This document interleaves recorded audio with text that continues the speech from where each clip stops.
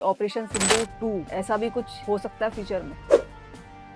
1971 के तकरीबन 30 साल बाद ये भारत पाक का युद्ध हुआ और उसके बाद से ये युद्ध नहीं हुआ है। उनको शायद ये एहसास नहीं था कि इंडिया इतना अग्रेसिव अटैक करे, तो वो बोलते हैं कोई बात नहीं, भूखे हो पर जिंदा, पाकिस्तानी फौज तुम्हारे लिए खड़ी हुई। इंडिया में उसको इंपोर्ट किया, उस पर लोगों को ट्रेनिंग दी, हमने उसकी मैनुअल्स लिखी और उसकी फायरिंग कराई। तो रशिया के पास कोई ऑप्शन नहीं होगा, न्यूक्लियर वॉरफेयर करना पड़ेगा इंडिया के अगेंस्ट। और हमारा काफी एक खुफिया मिशन था, तो किसी को, ना पाकिस्तानियों को ना हिंदुस्तानियों को, ना हमारी सेना को पता चलना था कि हम वहाँ आए हुए हैं। तो बहुत सीक्रेसी में हमने जाके वहाँ पे अपना गन पोजीशन की डिप्लॉयमेंट करी। उस टाइम पे हमारा हौसला अफजाई करने के लिए नाना पाटेकर आए थे हमारे गन पोजीशन पे। रशिया में ठंड बड़ी पड़ती है, मेरे को तो लगता था मेरे को ठंड की आदत है, तो हमको वहाँ पे स्पेशल क्लोथिंग वगैरह मिली, शापका और ग्लव्स और ये सब पहन के हम ऑफिस वगैरह में जाते थे। मेरा ताल्लुकात 93 फील्ड रेजिमेंट से है, जो कि एक साउथ इंडियन रेजिमेंट है। 47 में लड़ाई हुई, 62 में लड़ाई हुई, 65 में लड़ाई हुई, 71 में लड़ाई हुई, 99 में लड़ाई हुई। जैसे कि मैं आर्टिलरी रेजिमेंट का हूँ, मेरी रेजिमेंट 93 फील्ड रेजिमेंट है। हमारा नारा है वेलवम वेलवम वेत्री कोंडे सेल्वम, एक तमिल नारा है। कुछ कमांडिंग ऑफिसर को इतने पावर्स दिए जाते हैं कि अगर कोई ऐसा कावर्डिस करे तो उसको वो वहीं पे मौत की सजा सुना सकते हैं।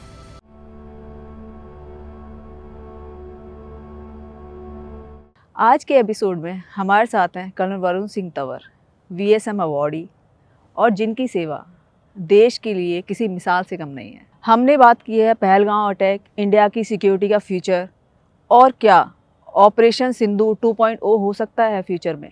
और उन्होंने शेयर किया कारगिल मिशन के बारे में, अपने रशिया NDA के दिनों के बारे में, और एक सोल्जर की क्या सोच होती है जब उसका देश खतरे में होता है। तो चलिए आज का एपिसोड स्टार्ट करते हैं। Sir, welcome to the Hopecast. Thank you so much. तो सर, जिस तरह से हमारे दो एनिमी हैं, पूरब में और पश्चिम में, उनके साथ आपने जो वॉर में आपने हिस्सा भी लिया, तो सर अभी जो रिसेंट इवेंट हुआ पहलगाम में, उसके बारे में आपके क्या व्यूज़ हैं? पहलगाम एक मेरे ख्याल में एक अंग्रेजी वर्ड है called inflection point. Inflection point मतलब एक बहुत ही जरूरी और बहुत ही इम्पोर्टेंट इंसिडेंट या इवेंट है मेरे नज़रिए से। हालांकि आई थिंक सब इसको एक्सपेक्ट करते थे, क्योंकि कुछ साल पहले पुलवामा हुआ था, उससे पहले उरी हुआ था, तो ये एक सिलसिला है। लेकिन पहलगाम और पहलगाम के बाद जो कार्रवाई हुई है वो बहुत ही अलग रही है हिंदुस्तान की तरफ से। एंड इसको जानने के लिए हमको ये सोचना पड़ेगा कि पाकिस्तान का मकसद क्या था पहलगाम करना। वो पाकिस्तान एक ऐसा देश है जिसमें गरीबी, फ्लड्स, इंटरनल अनरेस्ट, बलूचिस्तान में, खैबर पख्तूनख्वा में उनके टेररिस्ट आए हुए हैं। ये सब के बावजूद वो इंडिया के साथ ऐसा क्यों करता है, उसका मकसद क्या है, इसके बारे में अगर हम सोचें तो ये पता चलेगा कि पाकिस्तान में जो डिसीजन मेकिंग है, जो ये सब कार्रवाई कराता है, वो फौज है। और फौज बार बार अपना इंपॉर्टेंस पाकिस्तान के जहन में, पाकिस्तान के जो लोग हैं उनके जहन में दिखाना चाहती कि भाई, अभी आपने देखा आसिम मुनीर और उनके प्राइम मिनिस्टर गए थे डोनाल्ड ट्रंप से मिलने, साथ साथ खड़े थे दोनों, प्राइम मिनिस्टर और आर्मी चीफ। सीडीएस भी नहीं है वो, फील्ड मार्शल हैं, पर आर्मी चीफ ही हैं। और कौन सा देश, इस दुनिया में और कोई देश नहीं है जिसमें प्रधानमंत्री के साथ आर्मी चीफ जाके ट्रंप के साथ लंच खा के आए। अकेले भी गए थे वो, आसिम मुनीर अकेले लंच खा के आए। ऐसा क्यों है? क्योंकि पाकिस्तान में फौज का ही सबसे बड़ा हाथ है डिसीजन मेकिंग में, फॉरेन पॉलिसी में, इकोनॉमिक पॉलिसी में, हर चीज में। लेकिन क्योंकि उनके अंदरूनी हालात इतने खराब हो चुके हैं, तो जो पाकिस्तान का आम आदमी है, आम औरत है, वो सोचता होगा कि देखिए कुछ तो हो नहीं रहा अंदर, तो ये फौज क्या कर रही है हमारे लिए। उस चक्कर में शायद उसने वो ये पहलगाम का अटैक किया। उसको पता था कि अगर हम पहलगाम करेंगे तो इंडिया भी कुछ उसके अगेंस्ट कुछ कार्रवाई करेगा। अगर वो कार्रवाई करेगा तो हमारी फौज, मतलब पाकिस्तानी फौज, उसके खिलाफ खड़ी होगी और पाकिस्तानी फौज का रेलेवेंस पाकिस्तान के देश में दोबारा से आ जाए। आई डोंट थिंक, मतलब मेरे दिमाग में और कोई ऐसी चीज है ही नहीं।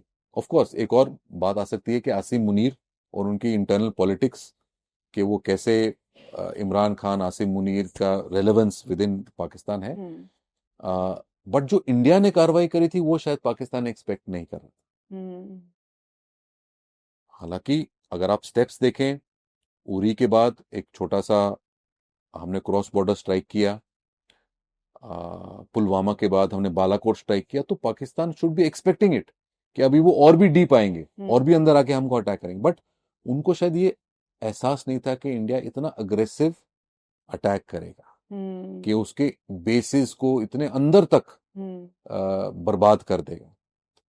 तो इसमें इंपॉर्टेंस देखने की बात यह है मेरे ख्याल में कि अब क्या,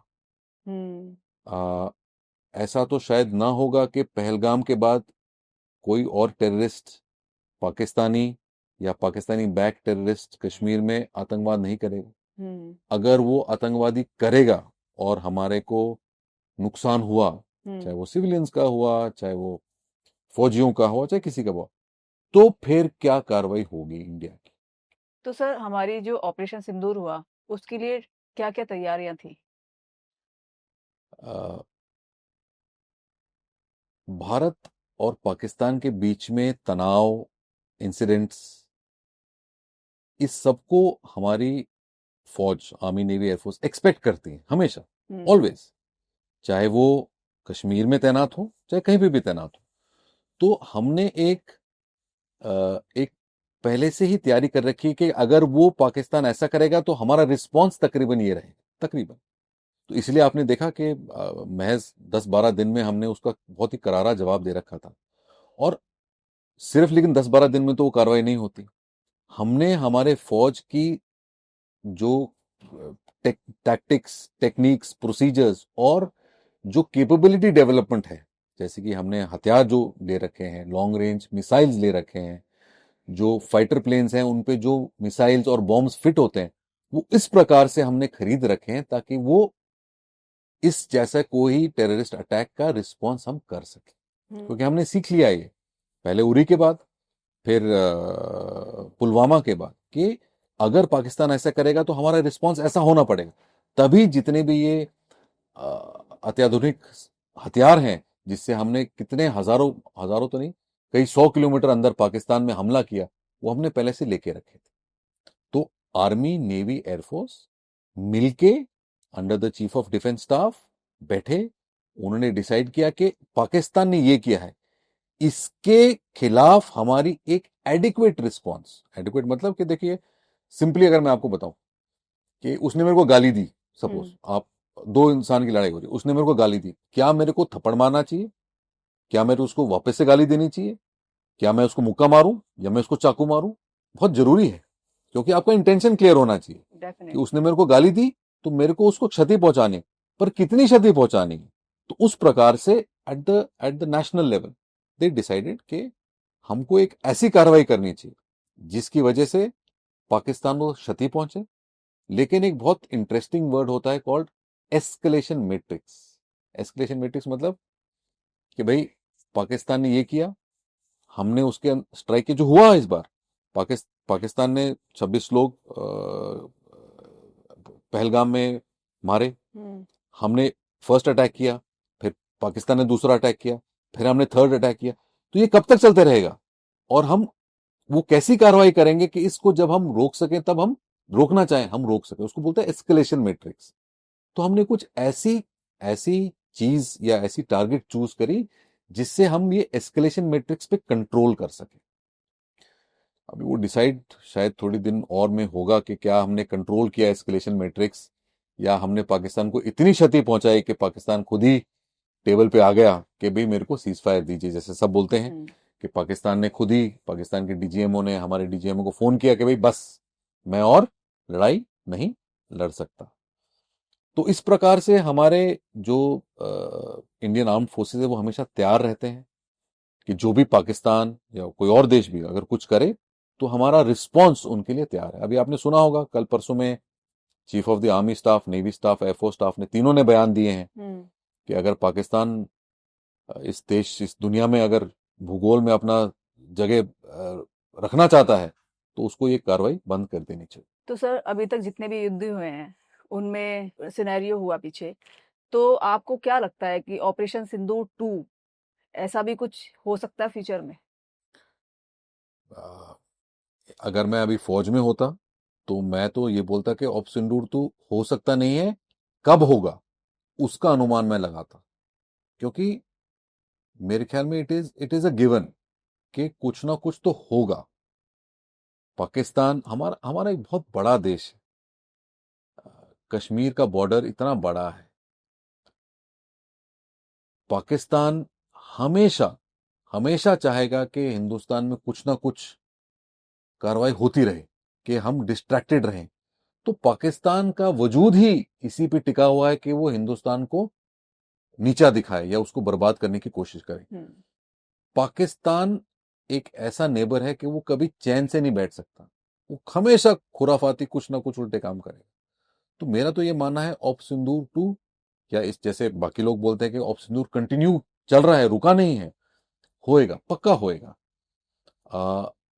इसके लिए हमारी भारतीय सेनाएं जो हैं, आर्मी, नेवी, एयरफोर्स, वो पूरी तरीके से तैयारी में है, सक्षम है इस दुस्साहस का जवाब देने के। लेकिन इसमें ये सोचने की बात है कि ऑप सिंदूर को अगर आप एग्जामिन करें तो हमने पाकिस्तान की जितनी भी डेप्थ थी वहां तक गोला गिरा दिया। उसके एयर बेसिस में जो डेप्थ में है, कुछ शायद न्यूक्लियर इंस्टॉलेशंस में भी कुछ बोलते हैं ऐसा कुछ कार्रवाई हुई। तो नेक्स्ट अगर कुछ हुआ तो हमको इससे कुछ ज्यादा ही करना पड़ेगा। अगर इससे कम करेंगे तो हमारा देश भी नहीं मानेगा और पाकिस्तान भी नहीं मानेगा। तो इससे ज्यादा कार्रवाई वो क्या कार्रवाई है, वो हम ऐसा क्या कर सकते हैं ऑप सिंदूर 2 में जो ऑप सिंदूर से ज्यादा होगा, ये सोचने की बात है। क्या हम उसकी पॉलिटिकल जो मिलिटेंसी है या मिलिट्री हायरार्की को टारगेट करेंगे? क्या हम उसके क्रिटिकल इंफ्रास्ट्रक्चर को टारगेट करेंगे? क्या हम ग्राउंड ऑफेंसिव करेंगे? क्या हम नेवल ऑफेंसिव करेंगे? वो सोचने की बात है। ये सोचना पाकिस्तान की बात। उसको ये तैयार रहना चाहिए कि देखिए, आपने पुलवामा किया, हमने यहां तक तो मार दिया, अगर और कुछ करेंगे तो इससे ज्यादा ही आपके पास आएगा। उसके लिए पाकिस्तान को तैयार रहना चाहिए। वो पाकिस्तान को सोचना चाहिए कि अगर मैंने ये दुस्साहस किया तो फिर हिंदुस्तान की क्या रिस्पॉन्स रहेगी और क्या मैं उसको झेल पाऊंगा कि नहीं झेल पाऊंगा। तो सर, जैसे आपने बताया कि अभी फ्यूचर में हमारी लड़ाई हो सकती है फिर से पाकिस्तान के साथ, तो आपको क्या लगता है कि जैसे अभी जो हमने जो वॉर की उसमें बहुत सारे ड्रोन्स का यूज किया गया, तो क्या लगता है कि मतलब किस तरह का वॉर होगा जो अब आने वाला वॉर है? ऑप सिंदूर के दौरान पहलगाम में 26 सिविलियंस को टेररिस्ट ने मारा। इसके जवाब में हमने उसके कश्मीर से लेके नीचे तकरीबन कराची में तो नहीं हुई, पर आप मानिए पाकिस्तान के पंजाब और सिंध तक हमने कार्रवाई करी। तो ये कैसे कर पाए हम? पहले क्यों नहीं कर पाए? क्योंकि हमारे जो लॉन्ग रेंज वेक्टर्स बोलते हैं उनको, वेक्टर्स मतलब जो लॉन्ग रेंज वेपन्स होते हैं, चाहे वो ग्राउंड से फायर हो सकते हैं जैसे ब्रह्मोस, चाहे वो प्लेन से फायर कर सकते हैं जैसे स्पाइस मिसाइल वगैरह या रॉकेट्स बॉम्ब्स जो इन्होंने फायर करे वो, या लॉइटर म्यूनिशन या ड्रोन्स। अभी फौज की जो रेंज है वो इतनी लंबी और इतनी एक्यूरेट हो चुकी है कि आप उसको फायर कर सके। कारगिल वॉर में प्रिसिशन म्यूनिशन हमारे पास कोई नहीं था। अभी हमारे पास इतना प्रिसाइज एम्यूनिशन, आपने देखा होगा जो वो जो टेररिस्ट का जो हेडक्वार्टर था वहां पे उसके उसके रूफ पे छेद था। आपने देखा वो फोटोग्राफ? बहुत अच्छा है कि आप सोचिए 100 किलोमीटर दूर से आपने गोला मारा और वो उसकी रूफ की छेद में जाके गिरा, रूफ के अंदर छेद करके नीचे जाके गिरा। तो आने वाली लड़ाई एक टेक्नोलॉजी वाली लड़ाई हुई, टोटली टेक्नोलॉजी ओरिएंटेड लड़ाई। इसमें drones, aerial warfare, autonomous systems, artificial intelligence, quantum, cyber, इन सब चीजों का मिश्रण रहे। पहले जो दो टाइप की लड़ाई बोलते थे, एक लड़ाई ऑफ एट्रिशन, एक लड़ाई ऑफ मनूवर, के मतलब गुत्थम गुत्थी और एक भागम भागी लड़ाई। अगर आप सिंपली हिंदी में, एट्रिशन होती है गुत्थम गुत्थी की लड़ाई कि मैं भी मारा उसने मारा। मनूवर होती है कि मैं भागा चुके भागे, जैसे भागम भाग की लड़ाई। इन सबसे ऊपर आ गई है अभी ये टेक्नोलॉजी की लड़ाई। कि कैसे मैं उसको एक डिफरेंट स्फीयर में हराऊंगा, टेक्नोलॉजी में हराऊंगा। ऑफ कोर्स टेक्नोलॉजी हमेशा से ही बैटल विनिंग फैक्टर रही है। आप मतलब हिस्टोरिकल टाइम में जाए कि जिसने पहले घोड़ा पाल लिया वो जीत गया, जिसने पहले रथ बना लिया वो जीत लिया, जिसने पहले गन पाउडर बना लिया वो जीत गया, जिसने पहले बो एंड एरो बना ली वो जीत गई, जिसने पहले क्या कहते हैं कैनन बना लिया वो जीत गया। तो technology has always been a battle winning factor. Mughal Mughal क्यों जीते? क्योंकि मुगल के पास गन्स थे। सही बात है। 1520 से हाँ तोप खाना था। तो अभी भी technology is the battle winning factor, but उसका रूप अलग हो गया है। वो रूप क्या है वो मैंने आपको बताया, ड्रोन्स, ऑटोनॉमस वेपन सिस्टम्स।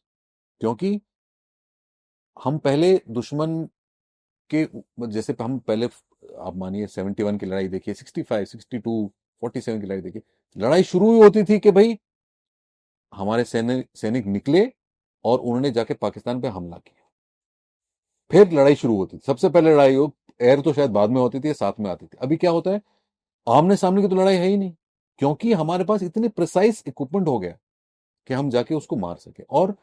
और हमारी सेंसिटिविटी टुवर्ड्स कैजुअलिटीज बहुत ज्यादा बढ़ चुकी। जैसे आपने बोला, आपको पता है कारगिल में कि काफी कैजुअलिटीज हुई थी। 62 में कितनी कैजुअलिटी हुई, 71 में, उसके बारे में बात नहीं करता उस टाइम पे। पहले लगता था कि so because of our increase of sensitivity towards casualties, our increasing range, increasing technology, the next battle will be probably fought in these realms of loiter, of quantum, cyber, autonomous weapon systems and all of this. तो sir जैसे कि पता है कि पाकिस्तान की जो situation है बहुत ही खराब है, लेकिन उसके बावजूद भी वो हर बारी मतलब ऐसे पंगे लेता है इंडिया से। तो उसके पीछे रीजन क्या है? इसको समझने के लिए हमको पाकिस्तान की रियल जो पॉलिटिक्स है उसको समझना पड़ेगा। पाकिस्तान में पावर मिलिट्री के पास है। अभी मिलिट्री मतलब उसमें मिलिट्री में भी एयरफोर्स और नेवी बहुत पीछे है, सिर्फ आर्मी के पास है। आसिम मुनीर, फील्ड मार्शल आसिम मुनीर, जो कि पाकिस्तान के आर्मी चीफ हैं, उनके पास, और पहले भी रही है। इससे पहले मुशर्रफ, उससे पहले वो तो थे जब वो डिक्टेटर बन गए। अदरवाइज मतलब पाकिस्तान में अयूब खान, याया खान, जियाउल हक, परवेज मुशर्रफ, ये सब डिक्टेटर थे। उन्होंने बोला कि मैं ही सरकार चलाऊंगा। इसके अलावा जब भी डेमोक्रेसी रही है, रियल पावर हमेशा फौज के पास ही रहा है। चाहे वो जुल्फिकार अली भुट्टो थे जिनको जियाउल हक ने मरवा दिया, चाहे वो कमर बाजवा थे जो इनसे पहले चीफ थे। रियल पावर हमेशा पाकिस्तानी आर्मी के पास रही।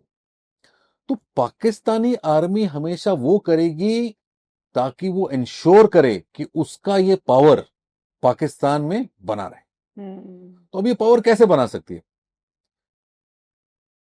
इकोनॉमिकली, सोशली, अभी तो शायद स्पोर्ट्स में भी आप देखिए पाकिस्तान कहीं नहीं रहा है। तो उसकी जो नॉर्मल आवाम है, जो पाकिस्तानी लोग हैं, वो सोचने लगे हैं कि हमारी सरकार, जो हमारा पावर है, सबको पता है कि पावर आर्मी के पास ही है, हमारे लिए क्या कर रही। तो वो सवाल का जवाब उन्होंने कैसे दिया?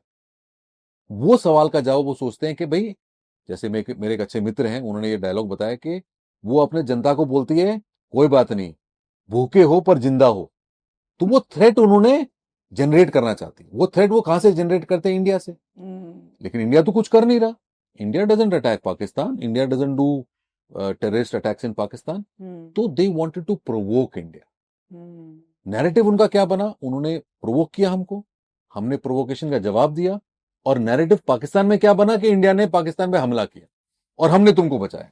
तो वो बोलते हैं कोई बात नहीं, भूखे हो पर जिंदा, पाकिस्तानी फौज तुम्हारे लिए खड़ी हुई है। तो मेरे ख्याल में ये एक इसका अंडरस्टैंडिंग है।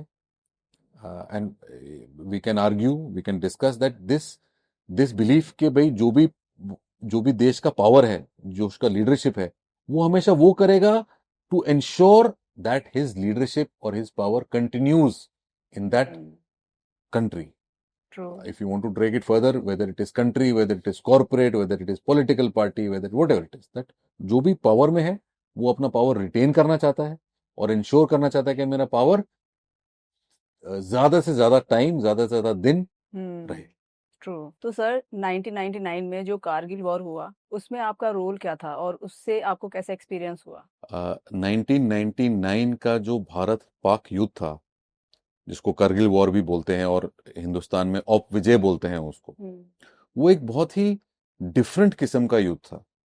इसके ये कारण थे कि 1971 के तकरीबन 30 साल बाद ये भारत पाक का युद्ध हुआ और उसके बाद से ये युद्ध नहीं हुआ है। और वो एक बहुत ही लोकलाइज्ड युद्ध था, मतलब कारगिल में ही हुआ, बाकी एरियाज पंजाब राजस्थान में वो स्प्रेड नहीं हुआ। और उस युद्ध का किसी को एंटिसिपेशन नहीं था कि ऐसा होने वाला है, क्योंकि कुछ ही महीने पहले प्राइम मिनिस्टर अटल बिहारी वाजपेयी बस पकड़ के वाघा बॉर्डर क्रॉस करके पाकिस्तान गए थे। नवाज शरीफ जी जो पाकिस्तान के पीएम थे उनसे मिले थे और दोनों देशों के संबंध ऐसे लग रहे थे कि बहुत ही पॉजिटिव जा रहे हैं। और उतने में पाकिस्तानी रेडर्स आए, Pakistan supported by regular army, उन्होंने कारगिल की जो हाइट्स थी उन पे कब्जा कर लिया, जो हमारा हिंदुस्तान का इलाका था। और तब ये कारगिल युद्ध शुरू हुआ, जिसमें फौज का ये मैंडेट था कि जितने भी पाकिस्तान के घुसपैठी आके कारगिल की हाइट्स पे हिंदुस्तान में, भारत में बैठ गए हैं, उनको हटाना। मेरा जो कोर्स है, मैं 1997 का कमीशन हूं, तो हम कारगिल वॉर से 2 साल पहले कमीशन हुए, मैं और मेरे कोर्समेट्स। कोर्समेट्स मतलब हम वो ऑफिसर जिन्होंने एक साथ ट्रेनिंग करी है। अगर वो हमारे साथ एनडीए में थे तो हमने 4 साल साथ में ट्रेनिंग करी है, अगर वो डायरेक्ट एंट्री है तो तकरीबन 1 साल हमने साथ में ट्रेनिंग करी, तो उनको कोर्समेट्स बोलते हैं। तो मेरे जो कोर्समेट्स थे वो बहुत ही यंग, 2-3 साल की एक्सपीरियंस के 22, 23, 24, 25 साल के यंग ऑफिसर्स थे। और ये हमारे से एक्सपेक्टेशन था कि हम लीड फ्रॉम द फ्रंट करेंगे। तो मैं ये गर्व से कह सकता हूं कि मेरा course 100 regular 90th NDA course Kargil war में सबसे आगे था। इसमें हमने बहुत बलिदान दिया। जैसे मेरे कोर्समेट्स, मैं कुछ का नाम लूंगा: मनोज पांडे, परमवीर चक्र; अनुज नैयर, महावीर चक्र; गुरजिंदर सिंह सूरी, महावीर चक्र। कई मेरे कोर्समेट्स ने 1999 में अपने जान देश पे निछावर कर दिए। इसीलिए हमारा कोर्स कारगिल वॉर से बहुत ही क्लोजली जुड़ा हुआ है। मेरी जो रेजिमेंट थी वो उस समय 6 माउंटेन डिवीजन की हिस्सा थी और हमारा काम 6 माउंटेन डिवीजन का कारगिल के टाइम पे था कि ऑफेंसिव लॉन्च करना, कि कुछ पाकिस्तान में एंट्री करके कुछ पाकिस्तान की एरियाज को कैप्चर करना। तो इसलिए हम यूपी से रायवाला एक जगह थी, अभी तो उत्तराखंड हो गया है वो, वहां पे हम थे। वहां से हम कारगिल गए और हमने वहां पे कार्रवाई करी। तो हम जब कश्मीर के लिए हम मोबिलाइज हुए तो मेरे को एक सैन्य टुकड़ी लेके एक पोस्ट पे भेज दिया गया। उस पोस्ट का नाम था बर्फ। वो बिल्कुल पाकिस्तान के पास एक पोस्ट था जहां पे सिर्फ मैं था, मेरे साथ तकरीबन 90 मेरी रेजिमेंट के जवान थे। और हमारा काम वहां पे था कि ऐसी तैयारी करना कि जब उसी जगह से पाकिस्तान में हम हमला करेंगे। और हमारा काफी खुफिया मिशन था। तो किसी को, ना पाकिस्तानियों को ना हिंदुस्तानियों को ना हमारी सेना को पता चलना था कि हम वहां आए हुए हैं। तो बहुत सीक्रेसी में हमने जाके वहां पे अपना गन पोजीशन की डिप्लॉयमेंट करी। तो उस समय वहां पे हर किस्म का खतरा होता था। दुश्मन की गोले फटते थे, टेररिस्ट आते थे, यहां तक के भालू भी आते थे। तो as a young officer, I was 23-24 years old, I spent 2 months on that gun post preparing that gun position कि उसमें पाकिस्तान को हमला करें। उस टाइम पे हमारा हौसला अफजाई करने के लिए नाना पाटेकर आए थे हमारे गन पोजीशन पे। एंड बहुत ही हमारे जीओसी थे जनरल पटनकर, उनके थ्रू वो आए थे और बहुत ही सीधे साधे, बहुत ही सिंपल व्यक्ति थे वो। वो हमसे मिले, उन्होंने हमसे हमारी हौसला अफजाई करी। And that was an incident that I remember very clearly from the Kargil war. If you talk of a funny incident of Kargil war, I can tell you something that, जैसे मैंने आपको बताया था कि वो एक बहुत ही सीक्रेट मिशन था हमारी रेजिमेंट का। हाँ जी। क्योंकि अगर वहां से पता चल जाएगा कि पाकिस्तान को कि वहां से हम अटैक करने वाले हैं, तो वो अपने ट्रुप्स मूव करके हमारे सामने लगा देते। तो डेफिनेटली। किसी को पता नहीं था। जब पता नहीं था तो कोई भी लड़ाई लड़ने का जो सामान होता है वो हमको जो लोकल ट्रुप्स थे वो नहीं दे रहे थे। जैसे कि मैंने बताया आपको, वहां पे गोले फटते थे आरटी के, तो हमको क्या करना पड़ता था, ट्रेंचेस डिग करने पड़ते थे। ट्रेंच के ऊपर हमको ओवरहेड शेल्टर लगाने पड़ते थे। उसके लिए हमको लकड़ी, टिन, सैंडबैग्स मतलब आप बोरी में मट्टी भर के उसको रख देते हैं ताकि शेल जब गोला फटता है वो स्प्लिंटर आके आपको ना लगे। ओके। तो उसकी जरूरत होती थी, वो मेरे को मिल नहीं रहा था। तो इतने में एक सीनियर ऑफिसर आए वहां पे और मेरे से मिले। तो मैंने उनको ये बताया कि ऐसे ऐसे है, आप मेरी मदद करिए। तो मेरे को लग रहा था कि वो मेरी मदद करेंगे, लेकिन उन्होंने मेरे कंधे पे हाथ रखा और बोला, बच्चे, only God can save you. तो तो मेरी हौसला अफजाई करने के बजाय मेरे को काफी स्ट्रेस हो गया था उस टाइम पे कि ऐसा क्या है। बट हाँ, फिर मैंने और मेरे जवानों ने खूब मेहनत करी। हमने पूरे वो बंकर बनाए जितने भी हमारे पास सामान अवेलेबल था, और हमने वो इलाका लड़ाई के लिए तैयार कर लिया। तो सर, इस दौरान आपने कौन कौन से चैलेंजेस फेस किए? कारगिल काफी ऊंची हाइट पे है, तकरीबन आप मानिए 12,000 फीट से ऊपर ऊपर की लड़ाई होती है। तकरीबन ऑलमोस्ट टिल 4,900 5,000 मीटर्स तक की लड़ाई। उसमें रेरिफाइड एटमॉस्फेयर हो जाता है, मतलब ऑक्सीजन की कमी होती है, लो प्रेशर होता है, और ठंड बहुत होती है। इसके अलावा विंड चिल फैक्टर भी बहुत ज्यादा होता है। तो ऐसे एटमॉस्फेयर, ऐसे ज्योग्राफिकल कंडीशंस में लड़ाई करना बहुत मुश्किल होता है। उस समय अभी तो मतलब ऑफ कोर्स 1962 की लड़ाई के बाद से काफी इंप्रूवमेंट हो गई थी, लेकिन फिर भी उस समय इतनी इंप्रूवमेंट नहीं हुई थी कि हमको सब साजो सामान मिल गया था लड़ाई के लिए। तो मैंने जो 2 महीना बर्फ गन पोजीशन पे काटा है, वो 2 महीने में मैं बिना जनरेटर, बिना लाइट के, सिर्फ लैंटर्न की लाइट में हम जिए। केरोसिन से स्टोव जला के 100 लोगों का खाना बनता था। कोई लाइट नहीं, कोई कम्युनिकेशन हमारा किसी के साथ नहीं था, ना मोबाइल तो दूर की बात आप बोलिए।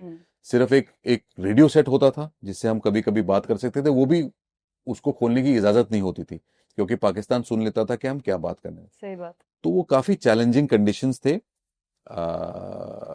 कारगिल वॉर के दौरान। लेकिन लेकिन दाद देनी पड़ती है हमारे फौजियों की। मेरा ताल्लुकात 93 फील्ड रेजिमेंट से है, जो कि एक साउथ इंडियन रेजिमेंट है। मेरे रेजिमेंट के सारे जितने भी ट्रूप्स हैं वो साउथ इंडिया से आते हैं। केरला, तमिलनाडु, आंध्रा, तेलंगाना एंड कर्नाटका।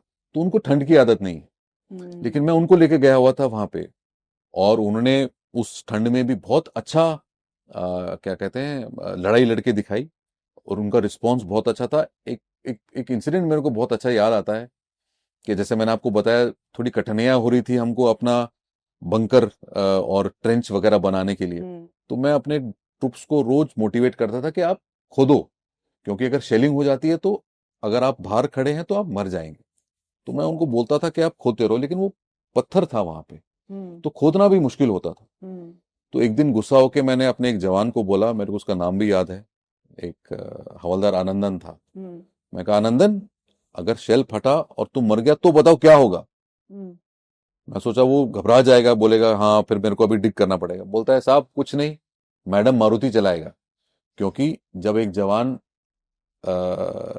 बलिदान देता है तो उसको काफी एमोल्यूमेंट्स मिलते हैं, पैसा, स्टेट से। उस टाइम पे वैसा माहौल हो रखा था, तो उसने उसमें टाल दिया कि कोई बात नहीं, अगर मैं मर भी गया तो कम से कम मेरी फैमिली का देखभाल तो मेरा देश करेगा। तो उस वो जज्बा आप समझिए कि एक साउथ इंडिया का जवान कश्मीर में बैठा हुआ है और शेलिंग हो रही है, और वो उसके ध्यान में बस यही बात है कि कोई बात नहीं, मर भी गई तो कम से कम मेरा फैमिली, मेरा फ्यूचर तो सिक्योर रहेगा। तो सर, जैसा आपने बताया कि आप बहुत यंग थे जब आप गए, तो मैंने बहुत सारी लड़ाइयों के बारे में सुना है कि जो भारतीय सेना होती है ना, उसकी एक अलग ही स्पिरिट होती है लड़ने के लिए। मतलब उनके पास हो सकता है कि हथियार पूरी मात्रा में ना हो, सिचुएशंस बहुत टफ हों, लेकिन वो कभी भी है ना पीछे नहीं हटते, हमेशा बोलते हैं कि नहीं हम करके जाएंगे इसको, और वो डेफिनेटली उसको मतलब करके आते हैं और सफलता भी प्राप्त करते हैं। बिल्कुल करेक्ट आशा, आपने जो बात बोली है वो बिल्कुल सही बात बोली है। इनफैक्ट इंडिया एक ऐसा देश है जो कि तकरीबन अपनी आज़ादी से ही हमेशा कुछ ना कुछ लड़ाई में लगा रहा है। 47 में लड़ाई हुई, 62 में लड़ाई हुई, 65 में लड़ाई हुई, 71 में लड़ाई हुई, 99 में लड़ाई हुई, नॉर्थ ईस्ट में इंसर्जेंसी रही है, टेररिज्म रहा है, जम्मू एंड कश्मीर में इंसर्जेंसी रहा है, टेररिज्म रहा है। तो जो हम लड़ाई लड़ते हैं वो आप देखिए कहाँ कहाँ लड़ते हैं। रन ऑफ कच्छ, जहाँ पे क्रीक एरिया है, जहाँ पे मार्शेज हैं, राजस्थान का डेजर्ट्स जहाँ पे 50 डिग्री के टेम्परेचर जाता है, नॉर्थ ईस्ट के जंगल जहाँ पे इतनी बारिश गिरती है, इतने जंगल होते हैं, कारगिल की हाइट्स, सिक्किम लद्दाख की हाइट्स। तो इन सब जगह पे हिंदुस्तान का जो सैनिक है वो सक्षम है कि चाहे मैं गर्मी में लड़ूं, चाहे मैं सर्दी में लड़ूं, चाहे मैं पानी में लड़ूं, चाहे मैं जंगल में लड़ूं। और ये वो उसकी जो ये कर सकता है वो सिर्फ उसकी स्पिरिट की वजह से है, उसकी देशभक्ति और उसकी रेजिमेंटल स्पिरिट। देश के लिए तो जवान करता ही है, लेकिन जो उसका उस एक और बहुत बड़ी स्पिरिट है वो अपनी रेजिमेंट के लिए लड़ता है। जैसे कि मैं आर्टिलरी रेजिमेंट का हूं, मेरी रेजिमेंट 93 फील्ड रेजिमेंट है, हमारा नारा है वेलवम वेलवम वेत्रिकोंडे सेल्वम, एक तमिल नारा है ये। तो हम जब भी लड़ाई में जाते हैं तो यही नारा हमको इतना जोश देता है कि ये नारा अगर निकल गया तो बस फिर कोई पीछे मुड़ के नहीं देखता। उसी प्रकार हर यूनिट का अलग एक नारा होता है। जैसे कि जाट रेजिमेंट है तो उसमें बोलते हैं जय भगवान जाट बलवान, और मद्रासी रेजिमेंट का तो मैंने आपको बता ही दिया। कोई बोलते हैं गढ़वाल रेजिमेंट बोलते हैं बद्री विशाल लाल की जय, राजपूताना राइफल या राजपूत रेजिमेंट बोलते हैं जय श्री राम, या ऐसे करके कुछ बोलते हैं। तो ये जो जज्बा है वो देश प्रेम और अपने रेजिमेंट प्रेम से आता है। तो सर जैसे कि मौत का डर तो हर किसी को होता है ना, वो एक सैनिक को भी होता है कहीं ना कहीं। तो आपकी जो ट्रेनिंग्स होती हैं, ऐसा क्या आपका माइंडसेट के साथ क्या किया जाता है कि जो आपकी फीलिंग ऐसी हो जाती है कि मरने से भी डर नहीं लगता? वंडरफुल। आई थिंक ये एक ऐसा सवाल है जो मैंने भी कई बार सोचा है, और मैं उदाहरण कारगिल वॉर का ही देता हूं। जब मैं एक इंस्ट्रक्टर भी था ऑफिसर्स ट्रेनिंग एकेडमी चेन्नई में, और रिटायरमेंट के बाद भी मैं यूथ को मोटिवेट करता हूं। तो मैं उनको ये बोलता हूं कि आप देखिए कि आपका जो अधिकारी है, अफसर है, जो लीडर है, और आप एक पहाड़ के नीचे खड़े हुए हैं। वो पहाड़ हजारों फीट ऊंचा है, पहाड़ के ऊपर पाकिस्तानी खड़ा बैठा हुआ है बंकर में हथियार लेके, और आप अपने जवान को बोल दो चलो ये पहाड़ पे चढ़ेंगे, ऊपर जाएंगे, उस पाकिस्तानी को मारेंगे। मतलब आप और किसको ऐसे बोल सकते हैं? आप अपने परिवार में किसी को ऐसे बोल सकते हैं क्या? आप कॉर्पोरेट में किसी को ऐसे बोल सकते हैं? नहीं, जवान को बोलते हैं और जवान आपके साथ जाता है। तो मैंने इसके बारे में कई बार सोचा है कि ऐसा क्या मोटिवेशन होता है उस जवान में कि वो, या एज यंग ऑफिसर्स हम में भी, कि हम चढ़ पाए। तो इसमें एक तो ऑफ कोर्स जो हमारी 4 साल 5 साल की ट्रेनिंग है उसमें देशभक्ति बहुत ज्यादा हमारे अंदर डाली जाती है हमारी ट्रेनिंग के दौरान। दूसरा डिसिप्लिन, कि जो हुक्म मिलता है उसकी तामील करनी पड़ती है, कि जो हुक्म मिला है वो करना ही करना पड़ता है। फिर एक ईगो, इज्जत जवान या अफसर अपने आप में लाता है कि अगर मैं ये नहीं कर पाया तो मैं अपने ही नजरिए में, अपने ही आंखों में गिर जाऊं, और वो मेरे को एक्सेप्ट नहीं है, लेकिन मेरे को मौत accept. I think that is a very major and important consideration, कि वो सोचता है कि यार अगर मैं अभी डर गया और मैंने जो काम मेरे को बोला गया है मेरे देश के लिए, मेरे रेजिमेंट के लिए, मैंने वो नहीं किया और मैं बच गया, वो बचने से अच्छा है कि मैं ये करूं और मर जाऊं। That motivation can only come, I think सिर्फ फौज के अलावा बहुत कम कुछ ऐसे, हालांकि हम देखते हैं अब मतलब कई लोग पानी में कूद जाते हैं, किसी को बचाने के लिए खुद ही मर जाते हैं, तो वो सोच के करते हैं। तो I think this motivation comes down to these 3 factors जो मैंने आपको बताया। और सर कहीं ना कहीं जैसे कोई लीडर होता है, कहीं ना कहीं जो उसकी सेना होती है, काफी सारे लोग होते हैं उसमें, तो बहुत सारे ऐसे होते हैं जो उस चीज से कोप अप नहीं कर पाते, डरते तो है ही ना, कुछ लोग तो डर ही जाते हैं ना। तो आप किस तरह से उन लोगों को मोटिवेट करते हो एज ए लीडर अपनी सेना को? वेरी राइट, वो तो लीडर का काम है। लीडर का काम ही यही है कि मोटिवेट करना और काम करवाना। हम्म, सो लीडरशिप डिफरेंट लेवल्स पे अलग अलग टाइप की होती है। मैं कारगिल के बारे में बात चल रही है तो मैं कारगिल के बारे में बात बताता हूँ। कारगिल में leadership was lead by example. इसीलिए मेरे कोर्स में जितने शहीद हुए, क्योंकि उन सारों ने they led from exam by example, कि अगर हमको इस पहाड़ पे चढ़ के उसको मारना है तो सबसे आगे मैं जाऊंगा, मेरे साथ चलो। अगर वो करके दिखाता है तो जवान भी उसके साथ जाता है। ऑफ कोर्स, अगर हम मतलब मैं सच्ची बात नहीं कहूंगा कि, अगर मैं ये बात नहीं कहूं कि होते हैं कुछ जवान होते हैं जो डर जाते हैं, उनको कुछ और बोलना पड़ता है, उनको डराना पड़ता है, धमकाना पड़ता है कि नहीं चलो। उसको डिसिप्लिन का थ्रेट देना पड़ता है उसको। इनफैक्ट लड़ाई के दौरान जो कुछ कमांडिंग ऑफिसर को इतने पावर्स दिए जाते हैं कि अगर कोई ऐसा कावर्डिस करे तो उसको वो वहीं पे मौत की सजा सुना सकता है लड़ाई के दौरान, अगर वो ऐसा कावर्डिस दिखाए। Of course that is not a power that is used very often, but so ये सब तरीके होते हैं मोटिवेट करने के लिए। But the best way to motivate I feel, which जो स्पेशली जूनियर लीडरशिप में जो काम आता है, that is lead by example. कि अगर एक अधिकारी आगे आगे जाएगा तो उसका जवान भी उसके पीछे चल के वो कार्रवाई करेगा। तो सर जैसा कि सब जानते हैं कारगिल वॉर बहुत टफ सिचुएशंस में लड़ा गया था, तो ऐसे क्या फैक्टर थे जो हम इस कठिन लड़ाई को भी जीत पाए? कारगिल वॉर पे हमने as as army, as arm forces काफी सीख पाई है। हमने जो बैटल थी उसकी एनालिसिस की, हमने उसको जितने भी वॉर रिपोर्ट्स थे उनको स्टडी किया हमने, मतलब इंडियन आर्म फोर्सेस ने, आर्मी नेवी एयरफोर्स, और उसमें कुछ बड़े क्लियर बैटल विनिंग फैक्टर्स निकल के आए हैं जिसकी वजह से हमने कारगिल वॉर जीती। उसमें से सबसे सबसे पहला आई थिंक वो जूनियर लीडरशिप, कि जो जूनियर लीडर्स थे जिनका जैसे नाम बताया मैंने, मेरे कोर्समेट है गुरखा राइफल्स के मनोज पांडे, परमवीर चक्र, और उन्होंने कैसे पर्सनल एग्जाम्पल से लीड करके ऊपर जाके विजय पाई उस चोटी पे। उसी प्रकार से अनुज नैयर। तो ये जो जूनियर लीडरशिप थी और उनकी काबिलियत अपने ट्रुप्स को मोटिवेट करके अपने साथ ये चढ़ाई चढ़ने की, वो एक बहुत बड़ा फैक्टर था। जूनियर लीडरशिप हमारी बहुत अच्छी रही।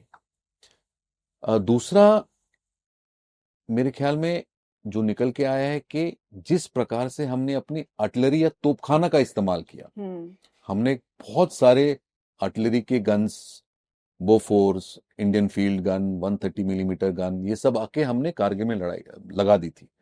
और उनसे उससे जो हमने टारगेट पे जो इफेक्ट प्रोड्यूस किया, वो एक बहुत बड़ा बैटल विनिंग फैक्टर था। और तीसरा मेरे को लगता है जो हमारे लोअर टैक्टिक्स थे, स्मॉलर टैक्टिक्स जिसको बोलते हैं, जो कि लड़ाई लड़ने का तरीका था, जो कि जूनियर लीडरशिप से ही निकला। लड़ाई लड़ने का तरीका मतलब कि कहां से जाएंगे, मुश्किल रास्ते से जाएंगे, दिन में नहीं जाएंगे। आप सोचिए, रात में उस अंधेरे में पहाड़ी चढ़ के दुश्मन पे कब्जा पाना आसान नहीं है।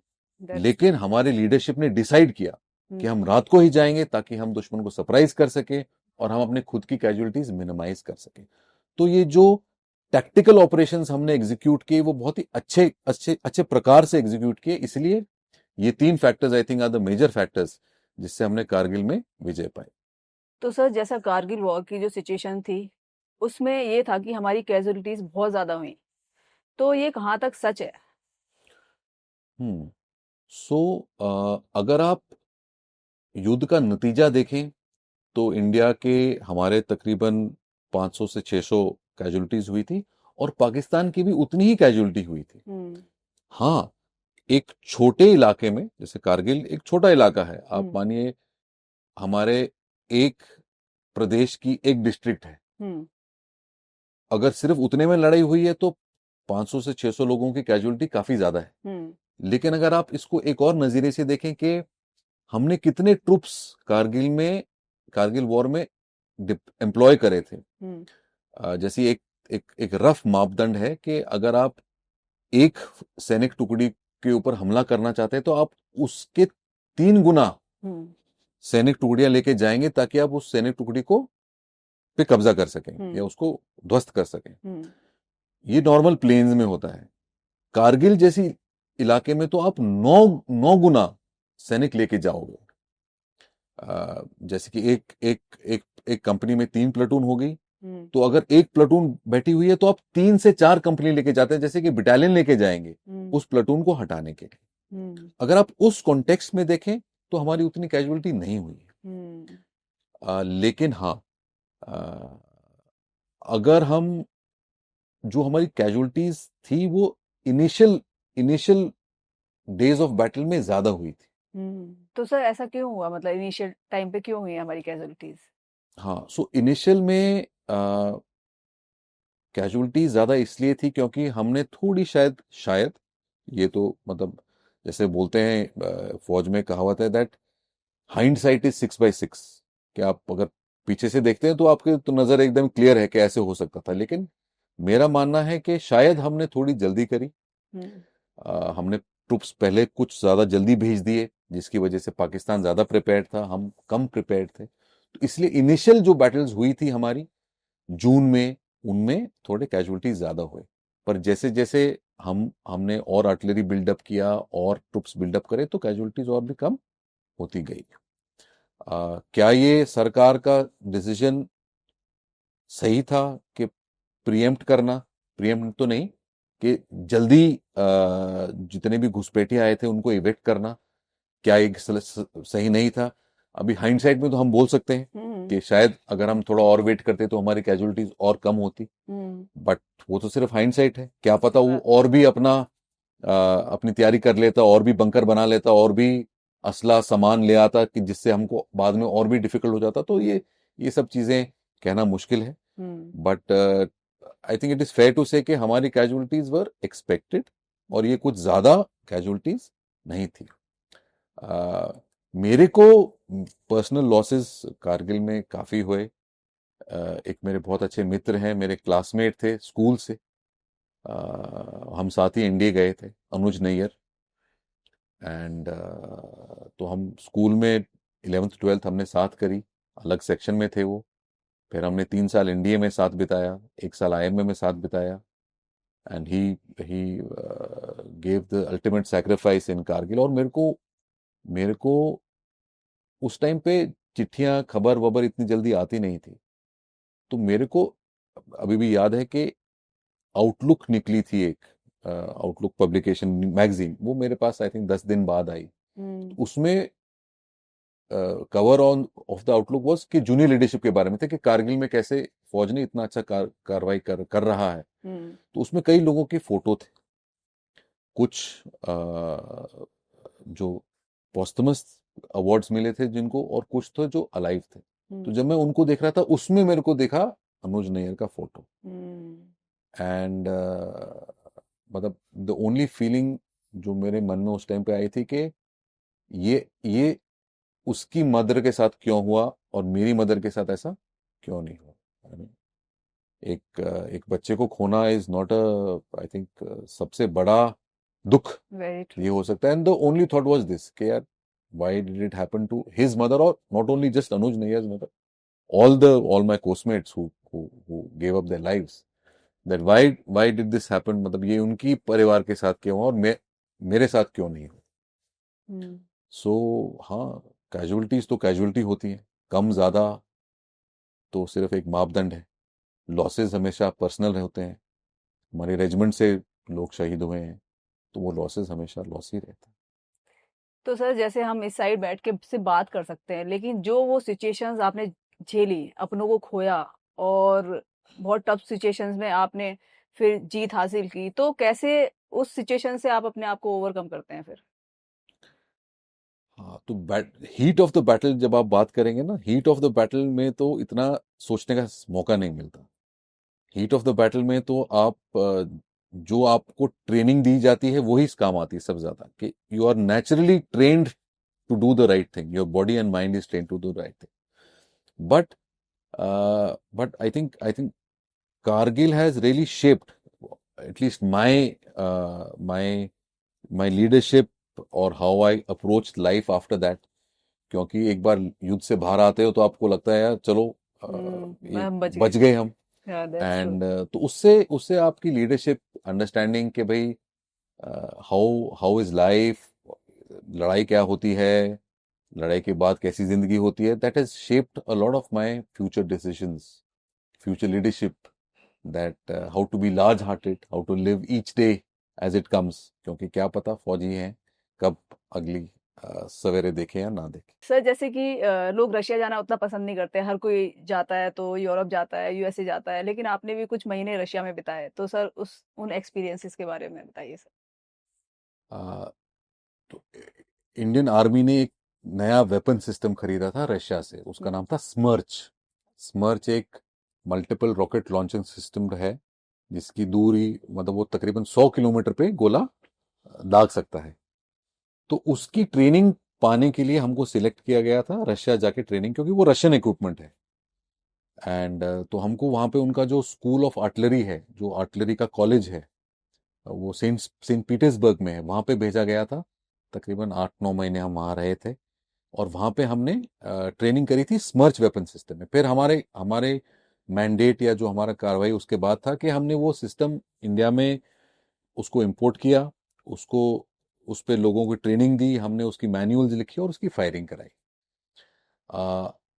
सो सेंट पीटर्सबर्ग में इनकी आर्टिलरी एकेडमी बहुत पुरानी आर्टिलरी एकेडमी है. बहुत एक अच्छा किस्सा मैं बताता हूँ कि कितनी पुरानी और कितनी इंपॉर्टेंट एकेडमी थी वो. अगर आपने सुना होगा पीरियोडिक टेबल के बारे में, कि केमिस्ट्री में पीरियोडिक टेबल होता है जिसमें हाइड्रोजन हीलियम ऐसे ऐसे करके शुरू होता है 1 2 3 4. पीरियोडिक टेबल से पहले होता था मेंडलीव्स टेबल, जिसमें एक रशियन वैज्ञानिक थे मेंडलीव. उन्होंने वो टेबल बनाया था जिसमें सारे पीरियोडिक टेबल के एलिमेंट्स नहीं थे, कुछ मिसिंग थे. तो वो मेंडलीव उस रशियन एकेडमी में इंस्ट्रक्टर थे. तो इतनी फेमस और इतनी इंपॉर्टेंट एकेडमी थी. वहां पे हमने ट्रेनिंग करी.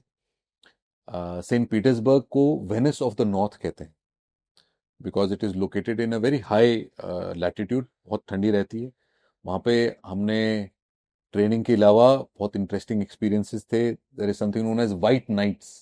वाइट नाइट्स दिसंबर जनवरी में वहां पे रात ही नहीं होती ऑलमोस्ट, मतलब few hours of night, otherwise the whole night you can see and the entire ground, the river Neva, the sea around Saint Petersburg is all frozen. और पूरी रात भर दिन रहता है.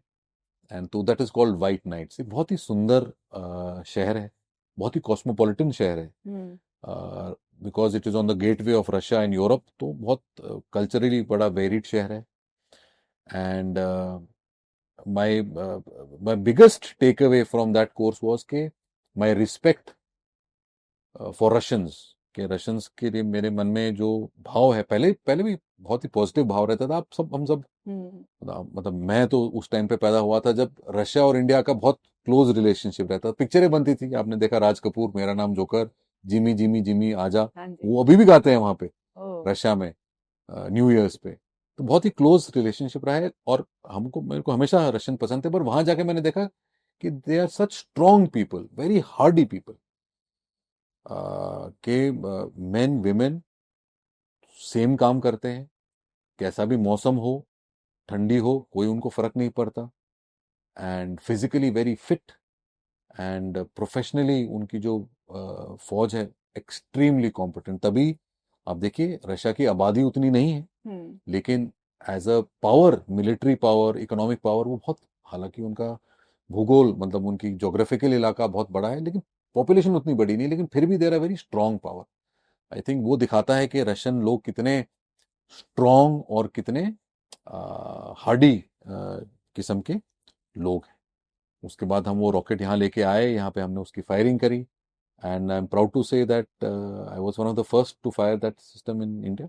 ओह वेरी नाइस. तो सर आप रशिया के कुछ हमें फनी किस्से बताइए, डेफिनेटली हुए होंगे आपने. या जैसे मैं आपको बता रहा था रशिया में ठंड बड़ी पड़ती है. तो हालांकि मैं तो नॉर्थ का ही हूँ तो मेरे को तो लगता था मेरे को ठंड की आदत है. लेकिन वो तो किसी अलग ही लेवल की ठंड है। तो हमको वहां पे स्पेशल क्लोथिंग वगैरह मिली, शापका होती है, आपने उसकी टोपी देखी होगी, शापका और ग्लव्स और ये सब पहन के हम ऑफिस वगैरह में जाते थे। वहां पे हमारे एक इंस्ट्रक्टर थे, कर्नल थे, I am forgetting his name. वो इतनी ठंड में सिर्फ पैंट में, मतलब बेयर चेस्ट, रियली? हमारे साथ टेबल टेनिस खेलने आ जाते थे। आप सोचिए उतनी ठंड में, जैसे हमारे को ऐसा लगता था कि बस किसी तरह किसी कमरे में घुस के आग के पास बैठ जाए, लेकिन उनको कोई फर्क नहीं पड़ता था और हमको हराते थे वो अच्छा। इतनी इतनी ठंड में। तो या that was a very funny incident in Russia. तो रशिया में जो उनका आर्टिलरी एकेडमी है, उसमें एक फॉरेन डिवीजन है। तो उसमें सारे फॉरेन जो ऑफिसर्स होते हैं, जो ट्रेनीज आते हैं, वो वहां पे उनको पढ़ाते हैं। तो जो मेथड ऑफ इंस्ट्रक्शन है वो रशियन में ही होता है। तो हमारी ट्रेनिंग इस प्रकार से होती थी कि जो इंस्ट्रक्टर था, जो टीचर था, वो रशियन में बोलता था, हमारा एक इंटरप्रेटर था, वो रशियन को इंग्लिश में बोलता था, हम वो इंग्लिश में सुनते थे, हम फिर इंग्लिश में सवाल पूछते थे, वो इंग्लिश में रशियन बोलता था, फिर उसको समझाता था। तो ऐसी एक क्लास हो रही थी, और वो क्लास कुछ कुछ न्यूक्लियर वॉरफेयर के बारे में क्लास थी। तो उन्होंने कुछ बताया कि इस रॉकेट से ऐसे ऐसे ये न्यूक्लियर वगैरह के बारे में बात कर रहे थे। तो हमारे एक मित्र थे जो क्लास अटेंड कर, उन्होंने नॉर्मल सा सवाल पूछा कि अगर ये इसको इस एंगल से नहीं इस एंगल से फायर करेंगे तो क्या होगा। तो उन्होंने वो इंटरप्रेटर को पूछा, तो इंटरप्रेटर को शायद वो समझ नहीं आया, तो उन्होंने वो टीचर को बोला। तो टीचर ने सुना, मैंने देखा जैसे ही उन्होंने को सवाल पूछा, उनका एकदम चेहरा गंभीर हो गया। फिर उन्होंने थोड़ा सोचा, फिर उन्होंने जवाब दिया। फिर जैसे ही उन्होंने जवाब दिया, इस इंटरप्रेटर का भी फेस गंभीर हो गया। फिर उनके बीच में कुछ बात चली, फिर टीचर ने फाइनली बोला तुम बताओ इनको। तो फिर इंटरप्रेटर ने हमको मुड़ के बोला, और जवाब उनका ये था कि अगर ऐसा हुआ तो रशिया के पास कोई ऑप्शन नहीं होगा, पर न्यूक्लियर वॉरफेयर करना पड़ेगा इंडिया के अगेंस्ट। तो वो लॉस्ट इन ट्रांसलेशन हो गया था कि सवाल कुछ और था, उसने कुछ और बोला, उसने कुछ और सोचा, और ऐसे फिर हमने क्लेरिफाई किया कि नहीं नहीं, हमारा कुछ ऐसा इंटेंशन नहीं था। That was very interesting. तो सर, आपकी आर्मी जर्नी किस तरह से स्टार्ट हुई, उसके बारे में बताइए। तो मैं एक मिलिट्री बैकग्राउंड से हूँ, मतलब आप कह सकते हैं खानदानी फौजी हूँ। मेरे फादर भी आर्मी में थे, मेरे ग्रैंडफादर भी आर्मी में थे, मेरे कई अंकल्स मामा भी आर्मी में थे। तो मैंने बचपन से ही अपने फादर को देख के I have been inspired to become a फौजी। और फौज में जाने का सबसे बेहतरीन तरीका नेशनल डिफेंस एकेडमी और एनडीए के थ्रू था। तो मैं जब 12th में था तो मैंने एग्ज़ाम दिया 1992 में, 1992 सितंबर में मैंने रिटन एग्ज़ाम दिया, एंड दिसंबर तक मैंने क्लियर कर दिया था। फरवरी में मैंने इंटरव्यू एसएसबी दिया, एंड मेरे बोर्ड रिजल्ट से पहले ही मैं एनडीए के लिए सिलेक्ट हो गया था। तो मैं शायद कुछ ही उन बच्चों में था जो 12th क्लास के, तब तो बहुत इंपॉर्टेंट होता था बोर्ड रिजल्ट, क्योंकि सीयूटी वगैरह नहीं होता था।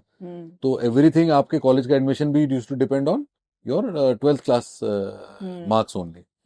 तो I was one of the few children जो 12th क्लास में, आई थिंक बीच में होली भी हुई थी, 10 दिन का छुट्टी थी मैथ्स एग्जाम से पहले। तो मैंने खूब मजे से होली खेली, मैं अपने गांव गया, होली खेल के आया एग्जाम के टाइम पे, क्योंकि मेरे को चिंता नहीं थी, पास तो हो ही जाते थे। And so because I was already ready for NDA, and I join NDA in July 1993। And 3 साल मैंने एनडीए में बिताए हैं in hunter squadron. I must tell you about hunter squadron. कहते हैं कि एनडीए में सबसे टफ स्क्वाड्रन में से एक है हंटर स्क्वाड्रन। एचसीएल बोलते हैं, एचसीएल इज हाइड्रोक्लोरिक एसिड। कि हंटर, चार्ली और लीमा स्क्वाड्रन, ये 3 स्क्वाड्रन होती है जो सबसे सबसे टफ होती है। और हमारे टाइम में आई थिंक, मैं तो क्या बोलूंगा, बोलेंगे I am being immodest, hunter squadron was indeed one of the most tough squadron. Tough मतलब कि level of physical activity, level of pressure जो आप पे आता है वो बहुत इमेंस होता है, काफी काफी काफी टफ होता है। And I thought I was prepared for NDA, but I was not. वहां पे जाके काफी first few days, few months are very difficult, very tough. I think the most difficult is consistent physical and mental pressure for a young, I was 17, 17 साल का था मैं जब मैं इंडिया गया। तो सर, ऐसा भी होता है कि जो एनडीए जैसे क्लियर करके जाते हैं ट्रेनिंग के दौरान, तो कुछ जो होते हैं, इतनी टफ सिचुएशंस होती हैं, इतना हार्ड ट्रेन किया जाता है कि वो छोड़ के भी चले जाते हैं बीच में, ऐसा नहीं होता है? 100%।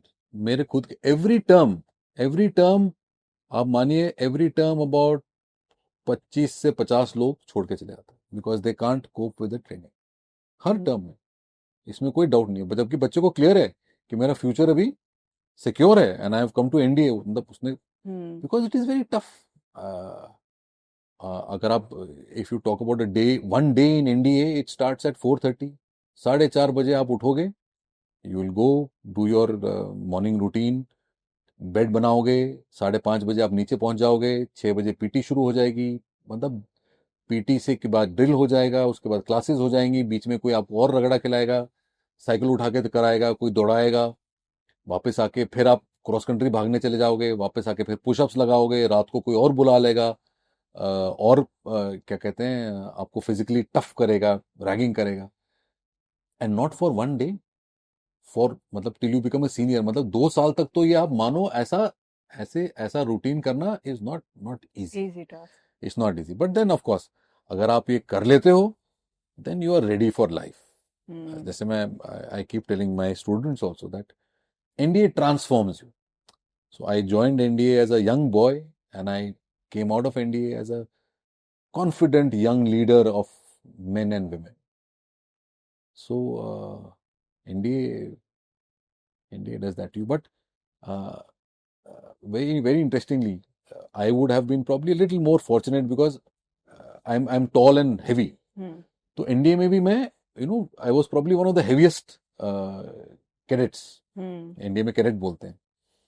तो पनिशमेंट होती है तो वो एक साथ पनिशमेंट करते हैं, कि जैसे आई एम फ्रॉम हंटर स्क्वाड में हम आई थिंक 20 लोग थे, तो 20 लोगों के साथ में पनिशमेंट करते। पनिशमेंट क्या करेंगे, आप इधर आओ, वो उसको टच करके आओ, रन टिल दैट, एंड दिल कीप डूइंग दैट, या फ्रंट रोल करना शुरू करो एट 2 o'clock एट नाइट, ये करा वो कराओ, तो कोई ना कोई थक जाता है, या कोई लास्ट आता है, या कोई बोलता है कि यार मेरे से और नहीं होगा।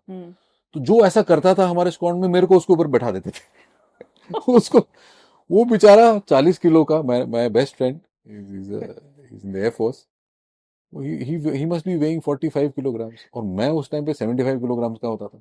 मेरे को उसके कंधे पे चढ़ा देते थे और उठे बैठक उसके बाद, इमेजिन।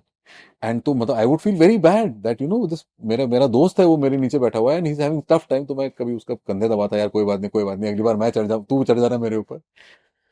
सो या, so India is very tough and very interesting, and it like I said, it transforms you. 3 years in NDA, 1 year in IMA, and I mean, when I reflect, I like this word reflect. So I hope, when I think about the past and my experiences, तो मेरे को अभी भी याद है कि जब मैं कमीशन हुआ आफ्टर IMA, मेरी पोस्टिंग कश्मीर में हुई थी, एंड उस टाइम पे बहुत ज्यादा मिलिटेंसी होती थी। तो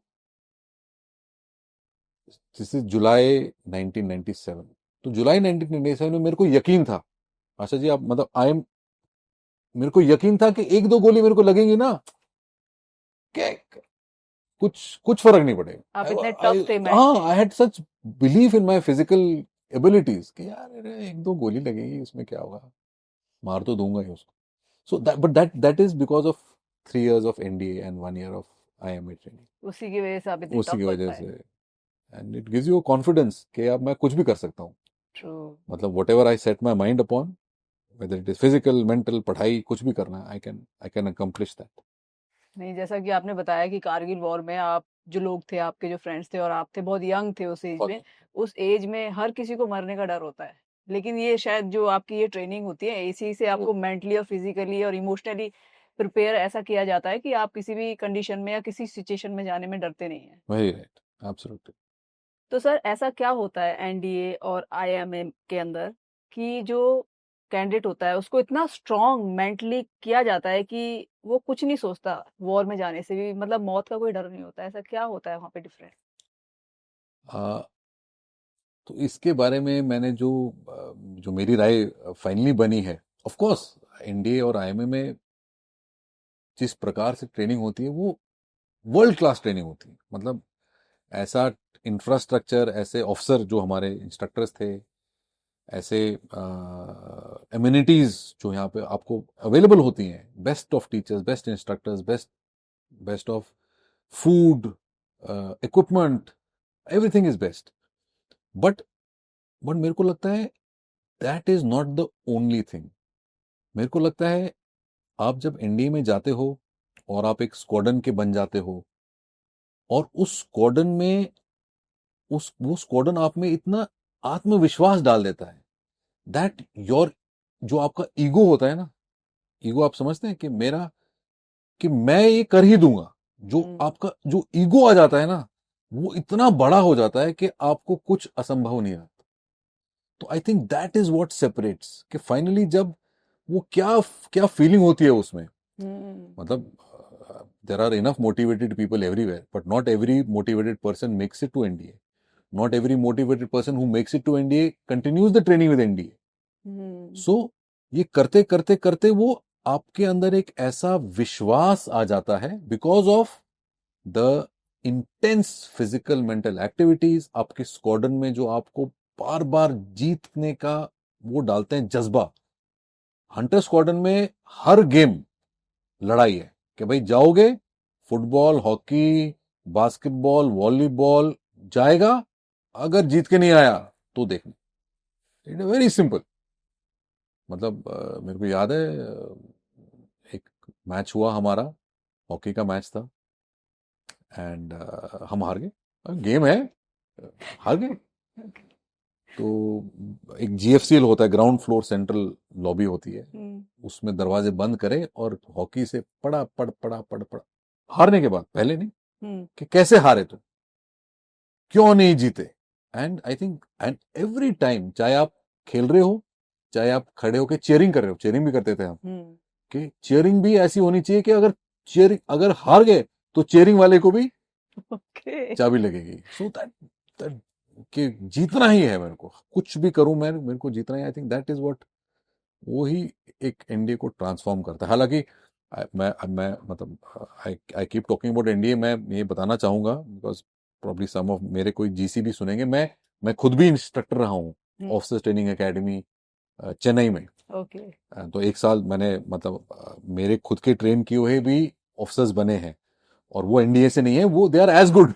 मतलब दे 1 ईयर इन चेन्नई जो ट्रेनिंग करते हैं, वो भी बहुत बहुत टफ ट्रेनिंग होती है, बहुत मुश्किल ट्रेनिंग होती है, whatever entry it is, बहुत मुश्किल ट्रेनिंग होती है, and they are as good. I mean of course the duration के इंडिया में ड्यूरेशन ज्यादा हो जाता है, तो थोड़ा आपको एडवांटेज मिलता है, बट ऑल एंट्रीज में गुड ऑफिसर्स। सर, जैसे आपने अभी बताया कि किस तरह से प्रिपेयर किया जाता है एक कैडेट को, तो आप, ऐसा तो होता नहीं, आप बच्चे ही होते डेफिनेटली, और कहीं ना कहीं वो बचपन भी होता है, तो कुछ ऐसे खुराफाती काम आपने कुछ किए हो जो आपको याद हो? मैंने तो भैया बहुत सो आई रिमेम्बर वन इंसिडेंट के, जैसे मैंने आपको बताया था, मैं काफी लार्ज होता था, तो मेरे से जूनियर का एक सेकंड फ्लोर की बात है, सेकंड फ्लोर पे उसकी मदर फादर कुछ आए थे उनसे मिलने के लिए, तो खाना लेके आए थे, तो खाना उन्होंने उसके कमरे में डाल दिया, मेरे को पता चल गया कि खाना है, तो मैं उसके कैबिन में घुस गया, वो चले गया, कैबिन में घुस गया, और मैं वो खाने लगा, मैं और मेरा एक दोस्त। इतने में हमको आवाज आई कि वो वापस आ रहा है, तो हमको पकड़ना नहीं जाना था, तो हम सेकंड फ्लोर से चप्पल में, सिर्फ गाउन्स में नीचे कूद गए, और कुछ नहीं हुआ हमको। मतलब आप सोचिए, बिना सोचे सेकंड फ्लोर से विंडो से बाहर निकले और नीचे छलांग मार दी कि पकड़े नहीं जाएंगे, और कुछ नहीं हुआ, हमको कुछ नहीं हुआ, हम नीचे गिरे, हमने एक रोल लिया और भागे अंदर। तो एनडीए बॉल जो पासिंग आउट कोर्स होता है, जो फाइनल टर्म होता है, उसके कैडेट्स के लिए कंडक्ट करते हैं, and each cadet is allowed to bring a friend, a girl who is a friend can come and attend the ball with him.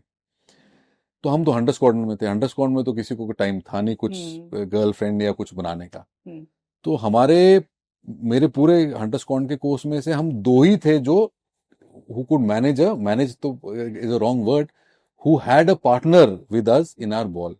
एक मेरा बहुत अच्छा दोस्त है, वो था, और मैं था, मैं थोड़ा लकी था, मेरी क्लासमेट थी, from school, whose father was also in the army, और वो AFMC में पोस्टेड थी।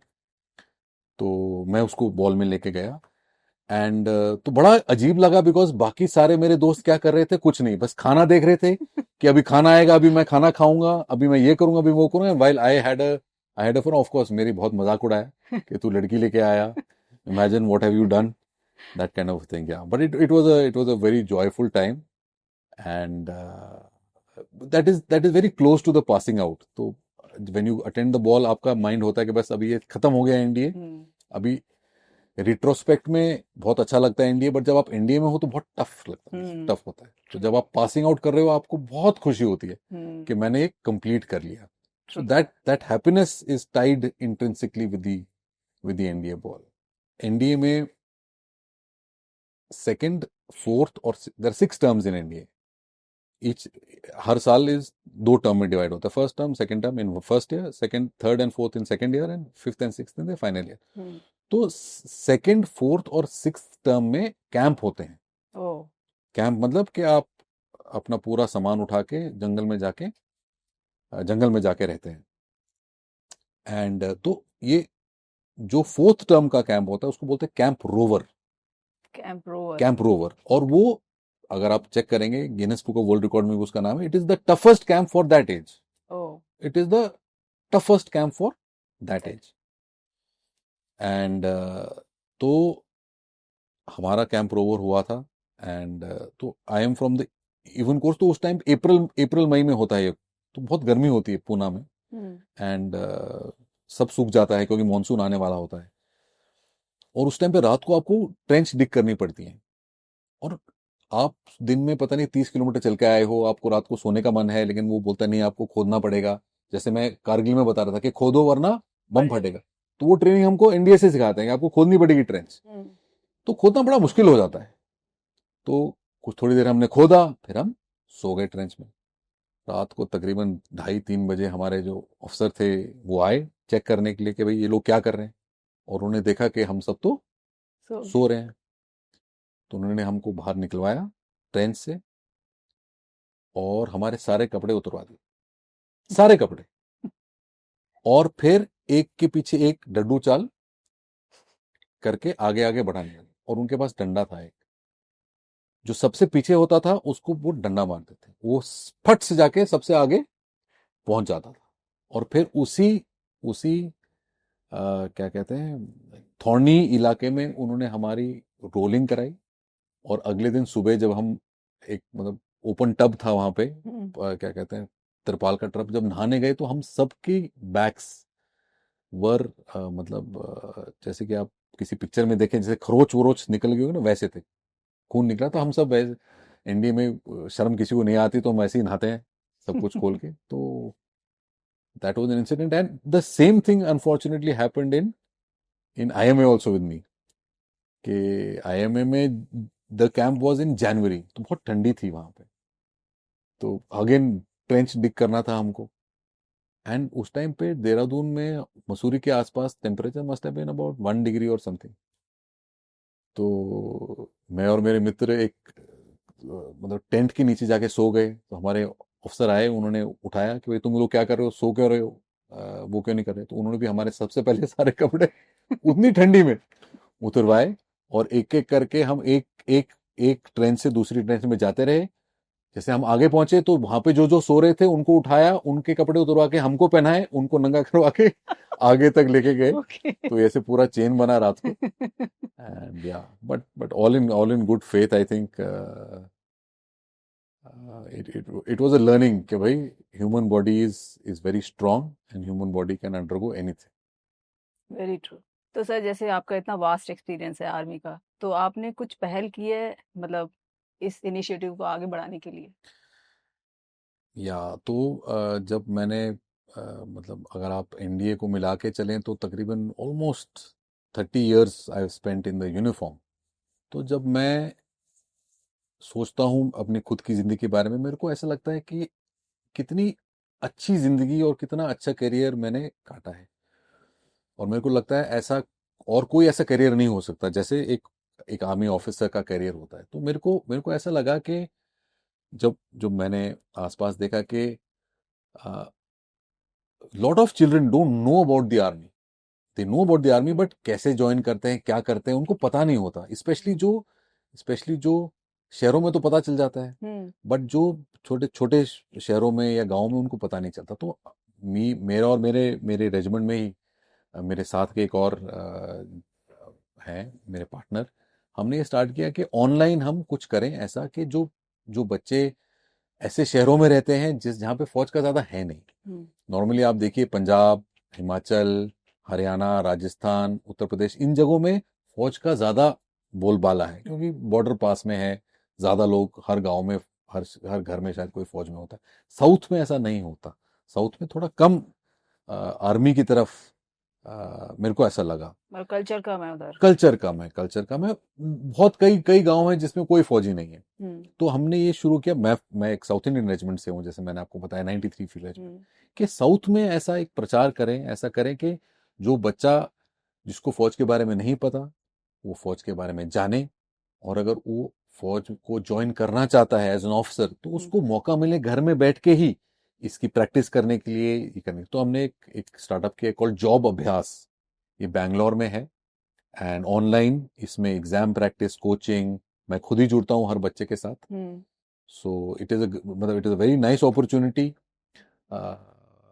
फॉर एनीवन जो जिसको पता नहीं फौज के बारे में, टू अंडरस्टैंड कि फौज क्या है और मैं कैसे फौज ज्वाइन कर सकूं। तो सर जो यूथ है आपके प्लेटफॉर्म से आपसे कैसे कनेक्ट कर सकता है?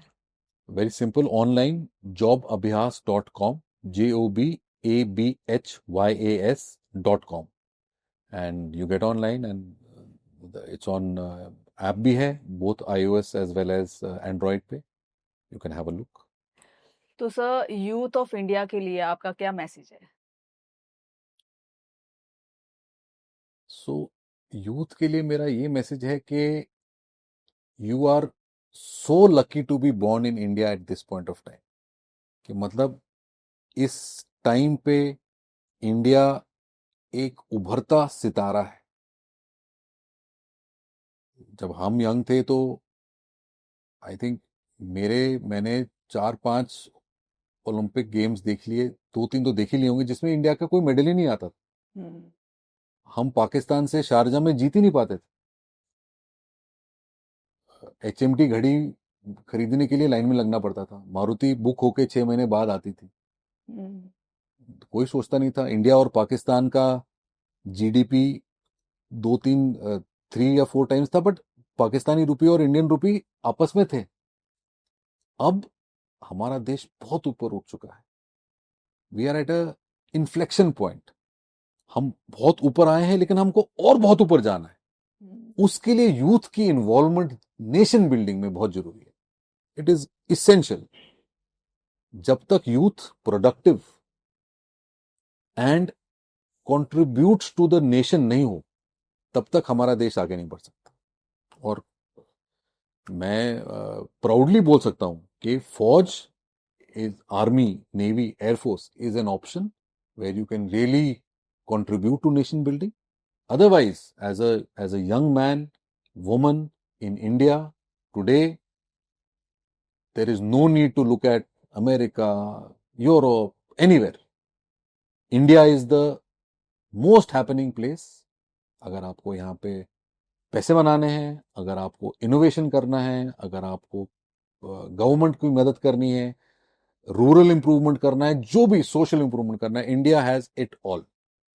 तो आप, मेरे यूथ से ये दरखास्त है, आप अपने खुद की देश की तरफ देखें और अपना टैलेंट यूटिलाइज करें ताकि हमारा देश नेक्स्ट लेवल पे पहुंच सके। Very true sir. सर आपकी लाइफ की मिलिट्री जर्नी का कोई लाइफ लेसन जो हमारे सिविलियन भी उसको कर सके, यूज कर सके? आर्मी में एक बहुत बड़ा हिस्सा मेरी जिंदगी का लीडरशिप के बारे में रहा है। सो एक लीडरशिप लेसन जो मैं आपके साथ पहले भी शेयर कर चुका हूं कि आई थिंक सबसे best form of leadership is leadership by example. आप सिविलियन हैं, आपका परिवार है, अगर आप अपने बच्चे को बोलते हैं कि व्यायाम करें तो आप खुद भी व्यायाम करें। अगर आप बच्चे को बोलते हैं कि न्यूज़पेपर पढ़ें तो आप खुद भी न्यूज़पेपर पढ़ें। अगर आप बच्चे को बोलते हैं फोन पे लगे रहता है तो आप खुद फोन पे ना रखें।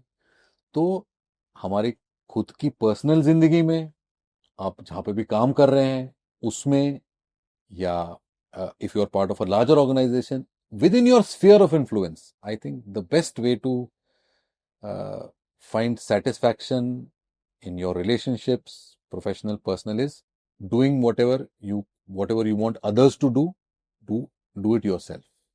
I think महात्मा गांधी ने में कुछ ऐसे ही बोला है, do unto others as you want others to do unto you. तो why that is I think a very important leadership life lesson that I have learned in life. तो sir thank you so much sir, आप हमारे show में आए, हमें बहुत ही मज़ा आया और मतलब इतनी सारी चीज़ें हमें सीखने को मिली कि मिलिट्री जो बैकग्राउंड के लोग होते हैं कितनी टफ सिचुएशंस के साथ वो निकलते हैं। हम लोग तो घरों में आराम से बैठे होते हैं, लेकिन वो हम सेफ रहें ताकि वो कितनी टफ सिचुएशंस को झेलते हैं। Thank you so much sir. Thank you so much, Asha ji. It was my pleasure.